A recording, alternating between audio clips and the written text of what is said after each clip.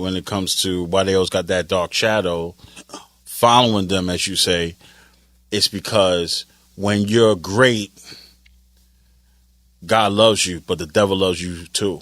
You know, as they say? Yeah. Because greatness is just greatness. It's just a way of being.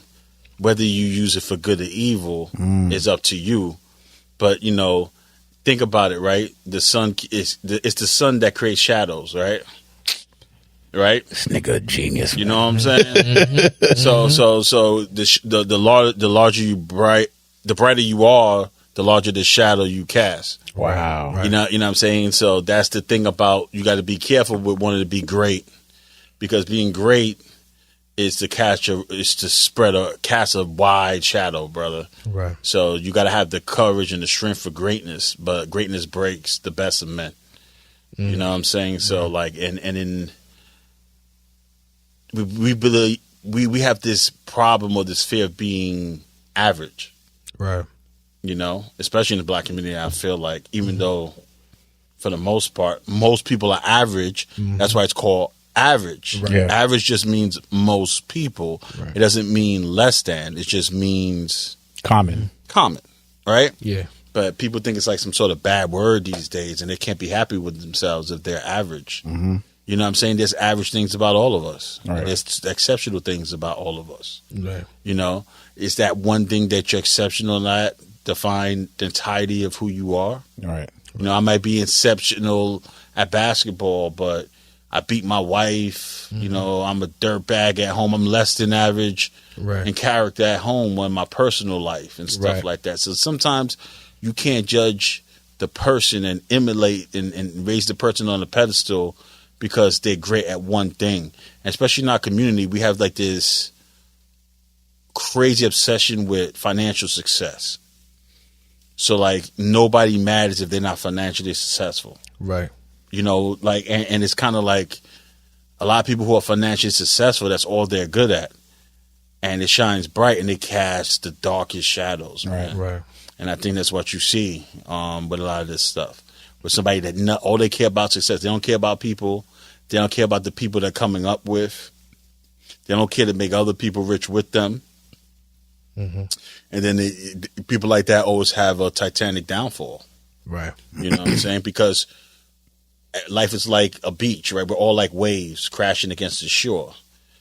If I don't build you up, you might be the next wave coming in. When my wave crashes against the beach and it starts to dissipate, your wave will come over and they'll push my wave forward. You know what I'm saying? If I help to build you up. You know what I'm saying? Right. But a lot of times we think that we a tidal wave. And we just smash everything, and then there's no waves following, and it's just silence. Yeah. And the water just dissipates, dries out. You know what I'm saying? It eases out. Yep. You know?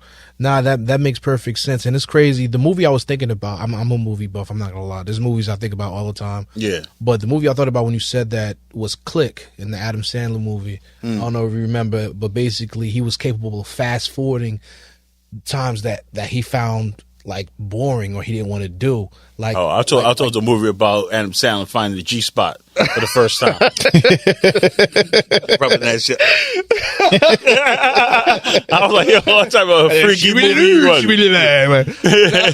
Nah, but basically he had a remote. He could fast forward times in his life. Yeah. But but the thing is, it customized itself where he fast forward years of his life where he found out he was an asshole to his family when he was working too hard. And his father died and he didn't go to the funeral. And then finally, the last time his father saw him before he died, he was just cold and heartless to him. He's like, I gotta fucking work, get the fuck out of my face. And he was like, yo, I really did this? This is crazy. And a lot of times I feel like that's what happens in life. Yeah, we can't see ourselves. Yeah. So I'm bringing in. I've had that problem a lot in my life. Yeah, really. Because I grew up in a very harsh environment where everybody was harsh. You know, my mom's was harsh too for a time. Everybody was harsh. So that's just how we spoke to each other. We were just super blunt. But and sometimes when you have there's a difference between self-esteem, you know, confidence and self-esteem, right? Like feeling worthiness. So a lot of times, you know, when you grow up that way, you don't feel worthy. So you don't feel like you matter, really. You can have a lot of confidence, but deep down you don't feel like you matter. So that's what I was dealing with a lot. And sometimes when you feel like that, you don't feel like you matter to others. Right. So you don't understand the power of your words. You know what I'm trying to say? And or your power of your actions, or your power of your presence, and how necessary you are to other people's lives. So you won't show up for them, or you might say something to them.